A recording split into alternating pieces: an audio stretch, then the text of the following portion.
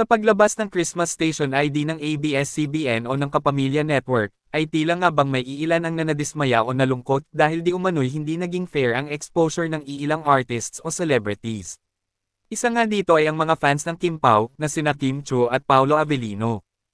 At sa inilabas na behind-the-scene moments ng Kim Pao sa nasabing Christmas Station ID, ay may iilang netizens na hindi napigilan na maglabas ng kanilang saloobin. Ayon nga sa kanila na, no need to watch sa YouTube. Mas mahaba pa exposure ng Kim Pao dito.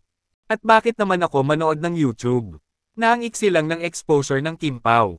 No need. Ang unfair ninyo sa Kim Pao. Kung sino mang nag-edit ng Christmas Station ID, bakit walang solo sila each? They deserve it more kesa mga walang ambag na starlets. Bakit napaka-bias ng editors yung Star Magic, Direk Lauren? Both Kim and Paolo deserve solo shots. Diyos ko, binigyan pa ng more exposures ng editors nyo ang mga BNC listers. Kaloka, ilang milyon na iakyat ng Kim Pao sa inyo ABS-CBN. Ngunit, sa kabila nga nito, ay meron pa rin ang hindi napigilan na kiligin sa napanood nilang behind the scenes.